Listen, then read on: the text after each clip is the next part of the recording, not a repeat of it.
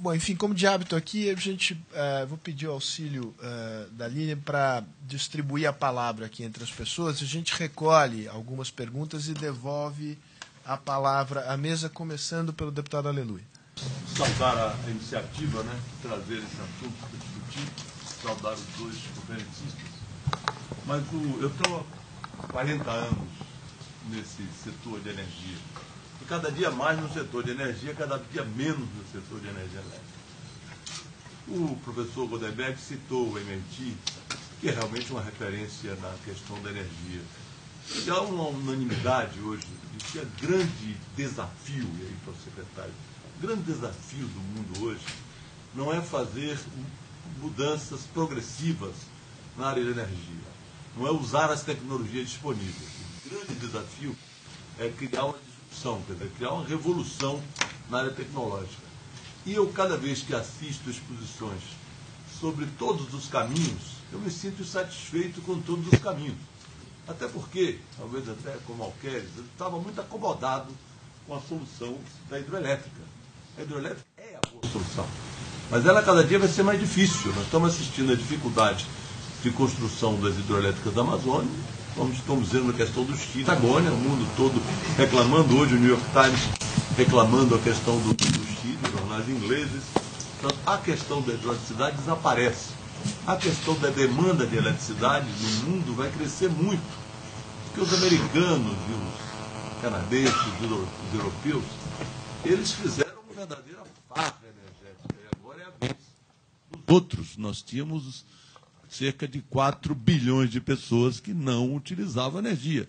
Os níveis de utilização muito baixos. Portanto, eu vejo com muita ressalva a questão da velocidade com que o Brasil está tratando, nesse momento, a questão da construção da usina nuclear. Eu sou numa posição um pouco parecida com o professor Godemberg. Ele está um pouco mais, digamos assim, reativo em relação às nucleares, mas eu acho que o governo está muito ávido em realizar as usinas, em construir as usinas, e eu gostaria de ver uma discussão mais moderada, até porque essa questão tem implicações sociais e políticas muito grandes. Você viu nos resultados das eleições alemãs, o partido do governo perdeu espaço significativo em razão de Fukushima. As repercussões de Fukushima na eleição alemã. E certamente estará nas eleições todas. Portanto, a solução simples de dizer que vamos fazer usinas nucleares com a tecnologia disponível, poderemos, claro, mantermos o Angra 3, vamos manter o estado da arte, mas vamos nos preocupar com a questão da tecnologia. É fundamental haver mudanças tecnológicas e vamos pensar na energia sustentável. A palavra tem que ser sustentável. Nós não podemos imaginar em ter energia sustentável enchendo o Brasil com 100 usinas nucleares, como os Estados Unidos têm. E eles não estão fazendo. Eles têm, mas não estão fazendo. Sobretudo depois de Fukushima, nós não vamos ver usinas construídas na Alemanha, não vão ser renovadas as licenças. Como eles vão resolver, eu não sei. Mas há uma demanda tecnológica tremenda, um desafio tecnológico tremendo para poder enfrentar essa questão. Roberto Paranhos, empresário, presido da Câmara de Comércio do Brasil de Índia, e me refiro a isso porque eu vou citar um pouco de Índia. Mas, primeiro, aos palestrantes brilhantes, um comentário que eu não ouvi. Eu entendo que é sempre um problema grave quando se fala em energia nuclear. É lixo nuclear. Né? Além de todos os riscos, e além de nós estarmos no litoral aqui no Brasil, em Angra, por que não foi para outro lugar mais alto? Que se foi o tsunami, o grande problema no caso do Japão, então se for pensar algum dia, se existe a possibilidade também de ir para uma área que tenha menos risco nesse sentido, ainda que o Brasil consta que está distante desses problemas. Mas a minha também pergunta é o seguinte, e aí cito a Índia, nós temos feito já há 2 anos encontros sobre Renewable Energies na Índia, com o ministro Abdullah, que é o ministro de Renewable Energies da Índia, com a Confederação das Indústrias da Índia, e cada vez que eu tenho ido à Índia, mesmo antes desses encontros, esse ano vai ser o 3º encontro, eu vejo uma determinação sobre exatamente eólica. Temos a Suzlon, que é uma empresa mundial importante hoje, que tem até uma pequena presença no Brasil, e também vemos um desenvolvimento forte, rápido, constante sobre a questão do painel solar. Tá? Sem falar na biomassa e tantas outras coisas, que também lá tem cogeração, aqui também temos, e que também são alternativas importantes. Como o deputado Aleluia dizia, realmente, essa questão de Amazônia, né? Eu presidi essa Associação da Amazônia por tantos anos, fomos os primeiros a falar em privatizar, já que nós não tínhamos energia, nos dê a chance de fazer saneamento, energia, o que pudéssemos, né? Assim nasceu a Ferrovia do Olacir, que eu participei também. Mas o importante é o seguinte, eu pergunto, por que é que não se consegue, não sei se é o caso de criar um conselho nacional, sempre essas coisas também não levam a nada, mas que pudesse discutir a fundo realmente a alternativa. Eu acho também, como foi dito ainda há pouco, aparentemente, por tudo que se ouve, pela própria tecnologia que compramos alemã, que está postergando novos investimentos, os países estão postergando, o certo para nós seria postergar. Deter know-how sobre a energia atômica, o Brasil tem algum, o professor Gutenberg, mais do que ninguém, acho que pode realmente falar sobre isso, mas uma das coisas também que me chamou a atenção, há 2 anos atrás, a Índia botou seu primeiro submarino atômico na água e os 2 projetos, Brasil e Índia, nasceram na mesma época. O nosso está no papel até hoje. Então, a questão também de know-how, até onde a vontade brasileira e política leva essas coisas às soluções, então, renovo esse aspecto. O lixo atômico, que é um risco a mais, que pouco se fala e aqui não se falou hoje. E a segunda coisa é esta, como realmente discutirmos as várias alternativas e como priorizar. Já que realmente, como eu dizia, com essa questão da Amazônia, que eu também vivi intensamente, Belmonte está dando toda essa confusão, e se 95% do nosso know-how está na Amazônia, talvez, de fato, nós dificilmente vamos tocar nessa energia. Né?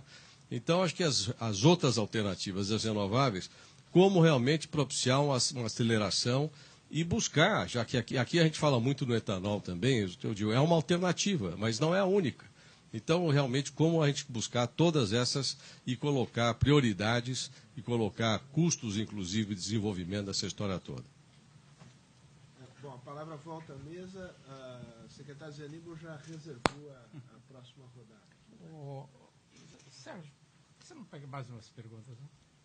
Mais ainda? Puxa vida. Então vamos lá. Zé Aníbal. Porque você dá mais chance para... Então tá bom.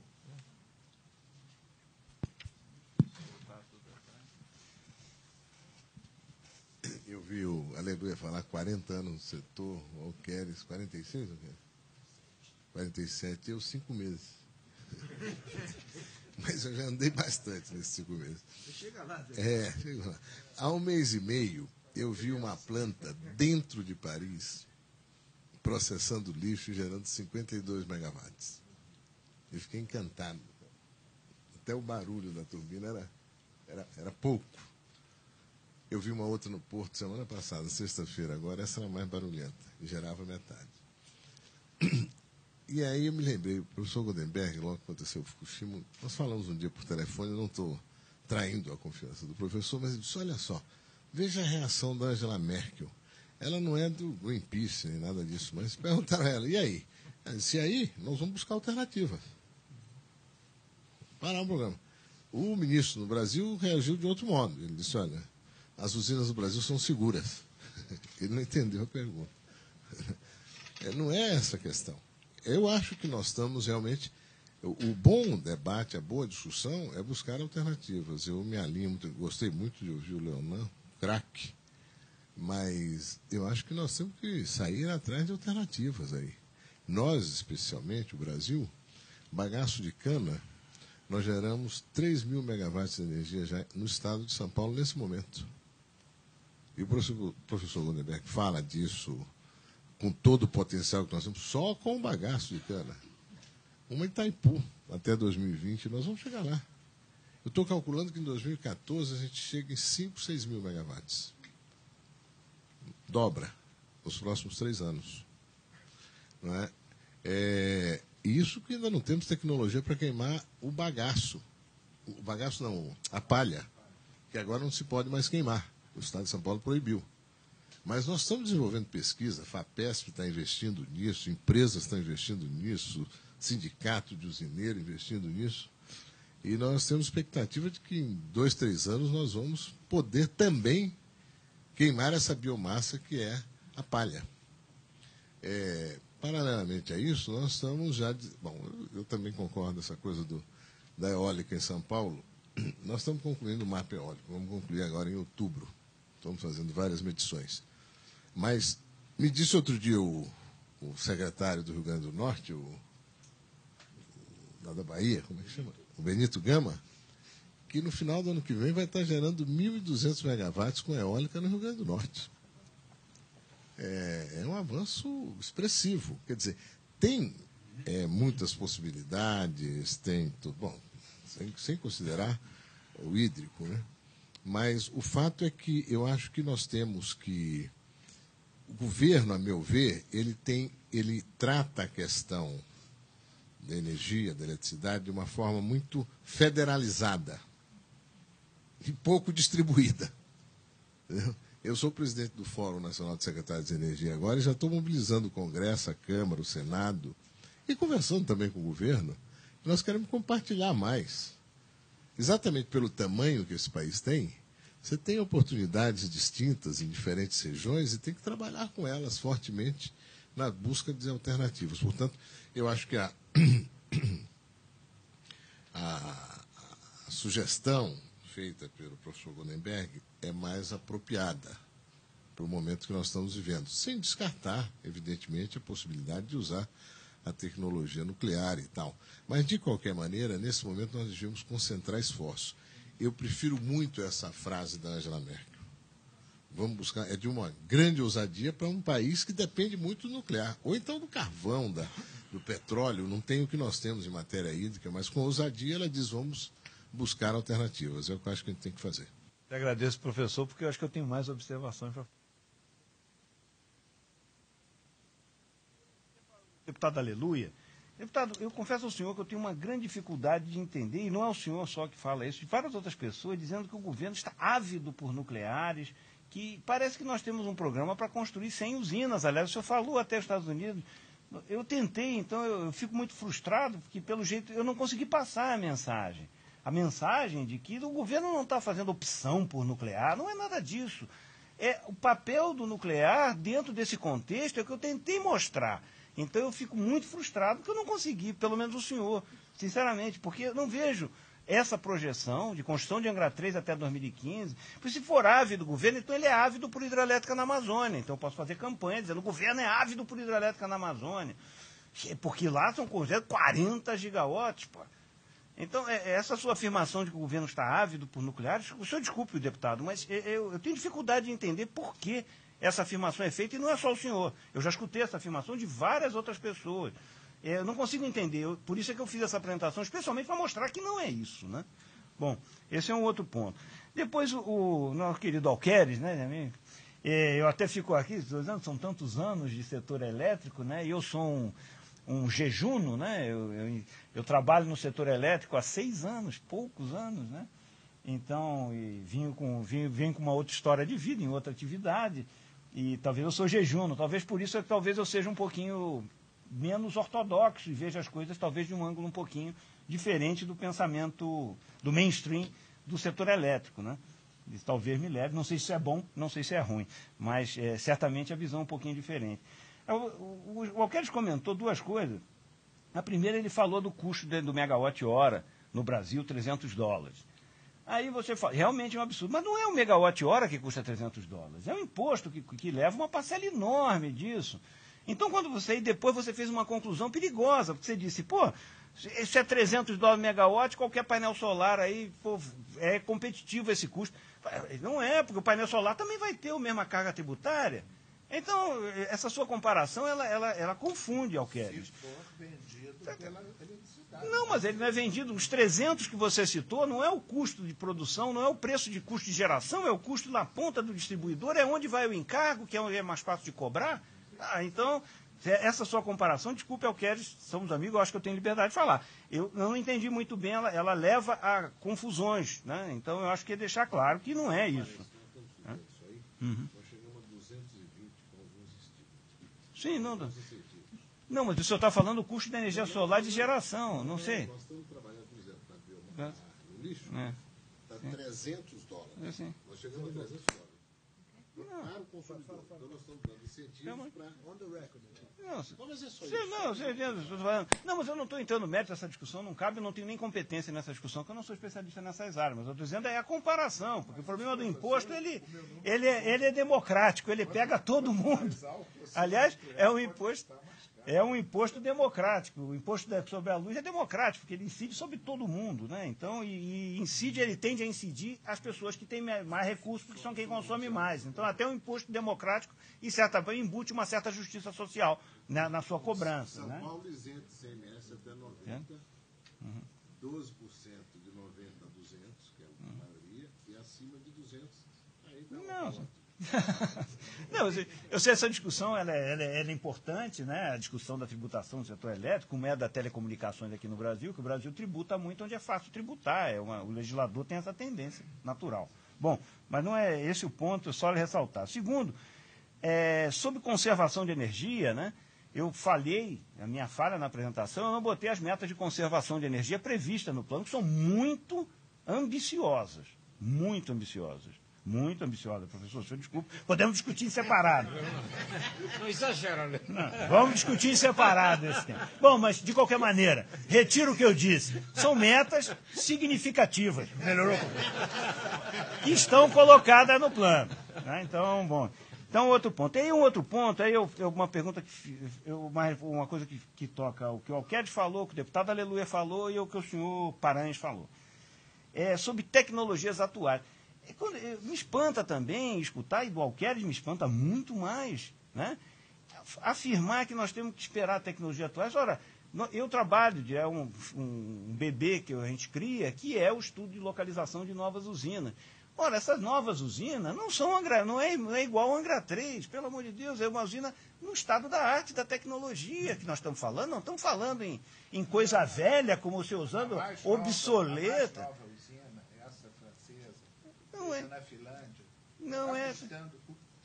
Não, espera, espera. Não, essa é uma outra discussão, mas vamos à discussão. A tecnologia melhor adaptada para nós não é a tecnologia da Areva, que são reatores de 1.700 megawatts. Não é essa a tecnologia.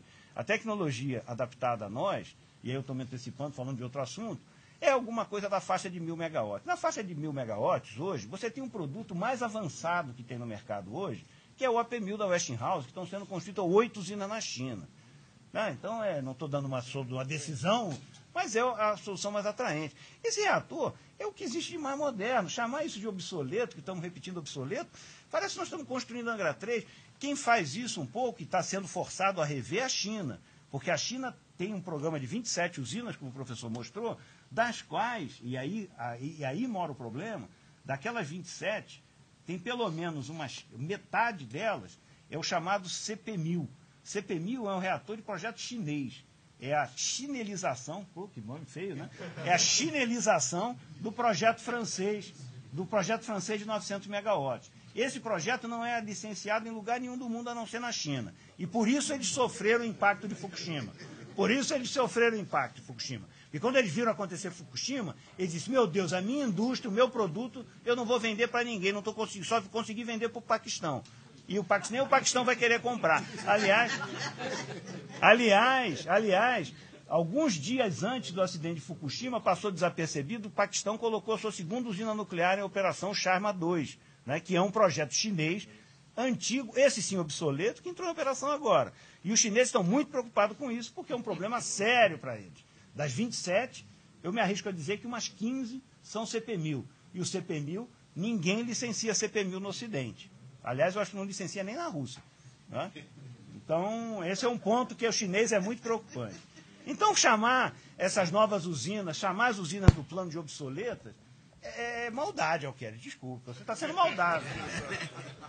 E dizer que você esperaria 10 a 15 anos para decidir. O problema é que maldade, não é evolução tecnológica, é evolução tecnológica. Não, eu vou tocar no seu ponto. Nós esperamos 37 por mês, isso que eu estou dizendo. Sim, mas muitas coisas aconteceram. A de tempo é essa. O Alquedes, a Embraer fazia o bandeirante que ninguém tem medo de viajar. E hoje ela vende para todo mundo e todo mundo viaja, ninguém se preocupa com o avião brasileiro. Então, por que aconteceu isso? É eterno? A gente tem que parar de olhar para o retrovisor e olhar para frente, pô. Me surpreende. Você é um homem que participou desse enorme salto, ter essa visão um pouco retrospectiva do futuro. Não, eu tomaria a decisão dentro de 10 anos e ela seria muito melhor do que essa sua aí de hoje. Sim, mas uma decisão daqui a 10 anos, um grande empreendimento hidrelétrico, que não é uma usina nuclear só, um grande empreendimento, um grande bloco de energia, seja ele hídrico em especial, ou nuclear, em especial essas duas, são processos entre a tomada de decisão e a gerada do primeiro relógio. São 10 anos, no mínimo. Então, você está postergando para uma usina daqui a 10 anos, 2021, 2031. Não sei, não parece isso que o planejamento aponta. Não parece ser esse o caminho, Alqueire, desculpe, não parece.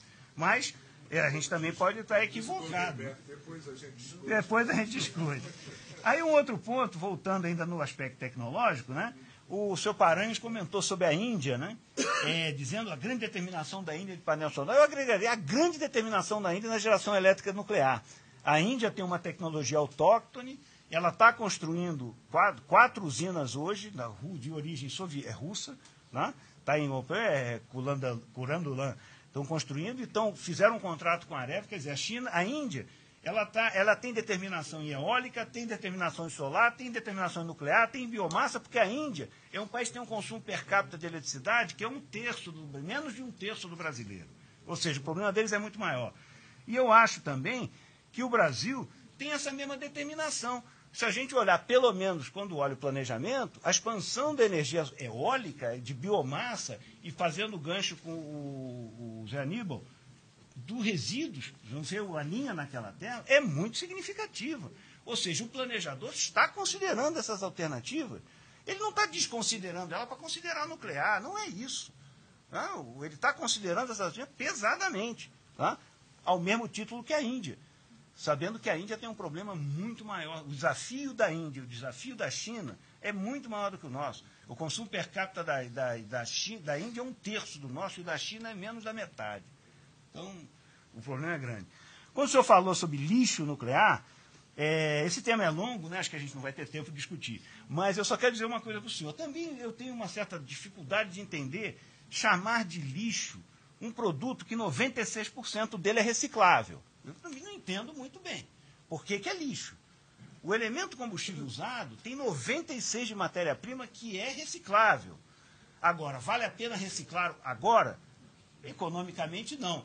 Para os países que têm grandes parques nucleares instalados, vale a pena reciclar agora? Vale, mesmo sendo antieconômico, no sentido de gestão eficaz de rejeitos. Porque aí você recicla 96, sobra 4.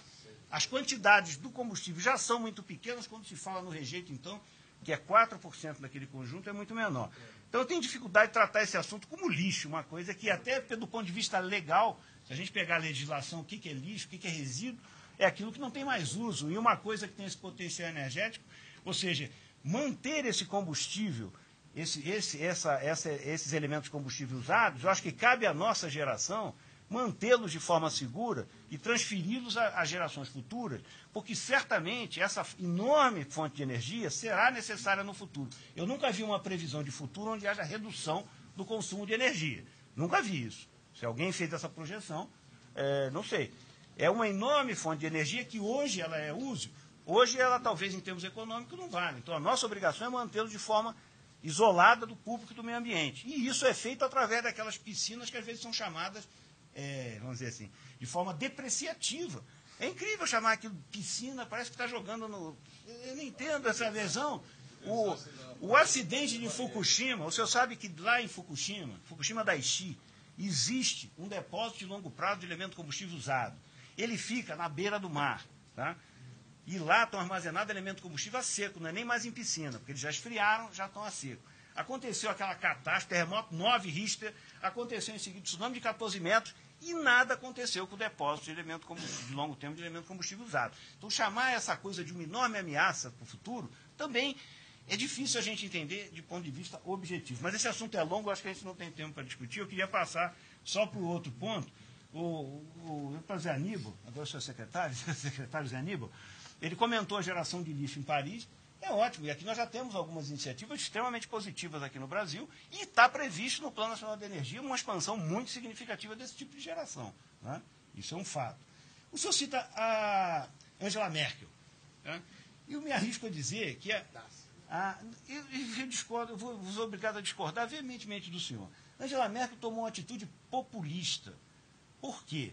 Angela Merkel é engenheira nuclear de formação.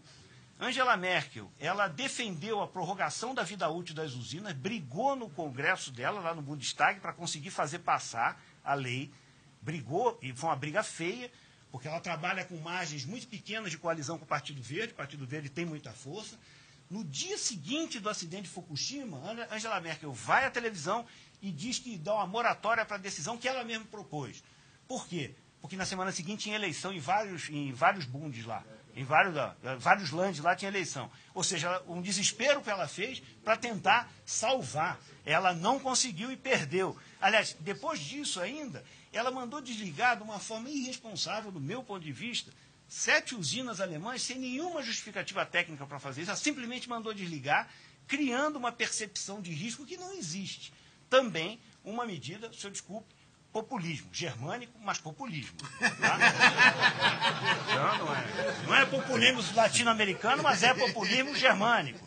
Então, o senhor dizer que é a coragem de Angela Merkel para falar isso, o senhor desculpe, a audácia... De qualquer maneira, ela marcou uma posição. Sim, mas não é a posição dela. Secretária, é a posição política que ela tinha que manter. Não é a posição dela. Mas no momento oportuno a gente chama a Angela Merkel aqui para se pronunciar sobre a matéria. Leonardo, termina que o presidente quer fechar coisa. Aqui. Também sobre o senhor comentou sobre a federalização da energia. Eu, por acaso, participei de alguma reunião do Conselho de Secretário de Energia.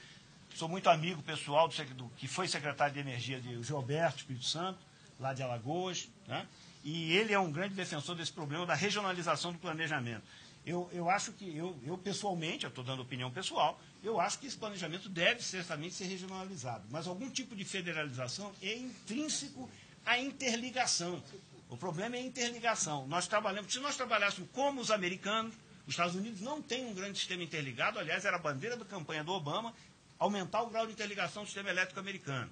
Se os americanos, lá nos Estados Unidos, que o grau de interligação é baixo, você poderia até ir mais fundo nessa localização. Aqui no Brasil, eu acho positivo, porém, existe um problema de gestão do sistema interligado. E, por último, sobre o Smart Grid, o professor falou, o Smart Grid é o futuro, não tem nenhuma dúvida. Agora, cuidado, esperteza não gera eletricidade. Né?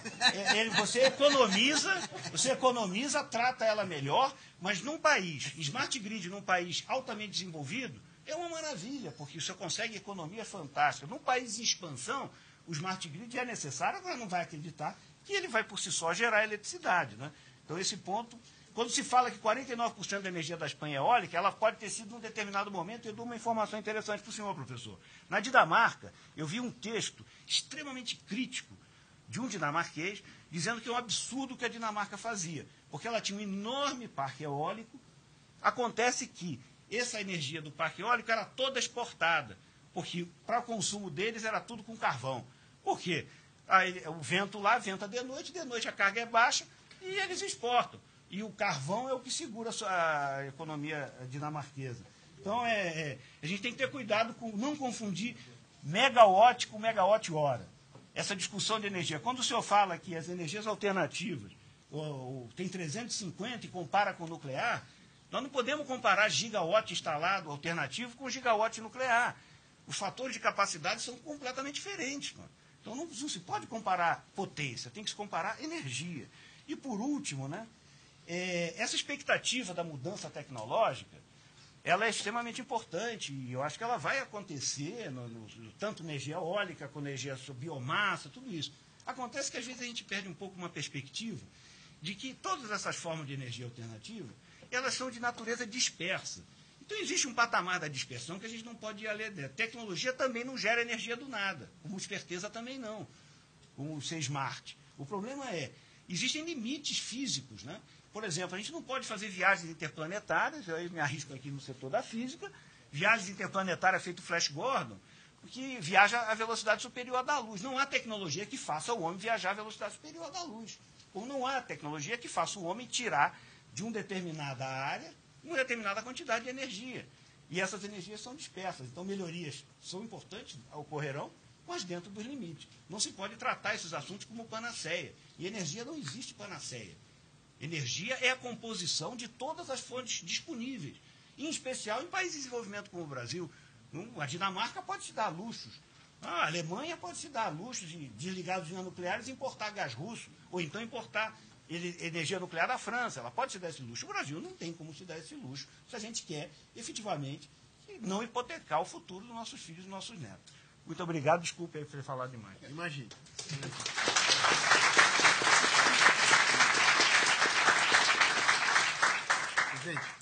Eu quero só agradecer, porque eu acho que eu aprendi bastante.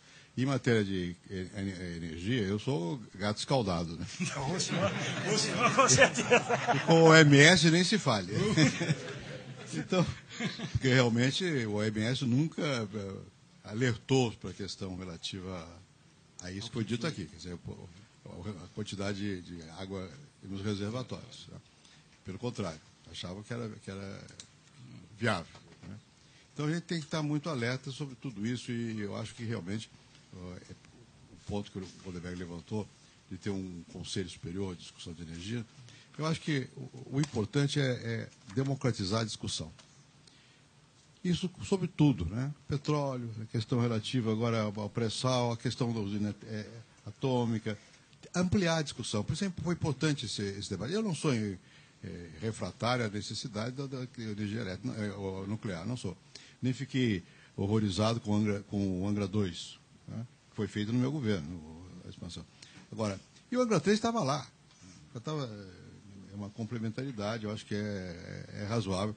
E cá entre nós eu tenho certas dúvidas sobre o Nordeste, sobre o que pode acontecer eventualmente no Nordeste com o esgotamento das fontes hídricas. Então, mas isso precisa ser, digamos, debatido. Eu acho que está faltando o que nós estamos fazendo aqui. Esse é um certo enfrentamento de opiniões, e objetivamente, e claro que quem vai tomar a decisão não somos nós. Mas eu lamento muito que nessa tomada de decisão, data summa venia, do deputado, o Congresso tenha sido tão omisso nas discussões. Não há debate realmente sobre o que é melhor para o Brasil. A gente fica um pouco na base do preconceito. Eu acho isso, eu acho aquilo, não sei o quê. E o plano fica como se fosse tecnocrático. Pode ser até certo, mas se você não passa pelos canais responsáveis, politicamente responsáveis, fica uma coisa meio capenga. Então, eu acho que esse passo aqui pequeno, mas é um passo importante para a gente, porque está na internet e tal. E quantas mais vezes for possível discutir, melhor. Eu agradeço muito a presença dos dois. As ideias do Goldenberg eu já conheço desde que eu nasci. Nasci depois dele. Agora você entregou a idade. Nasci depois dele. Mas eu gostei de ouvir, e especialmente da veemência com que o Leonan expôs aqui, com a graça também com que ele expôs os argumentos. Muito obrigado aqui pela presença.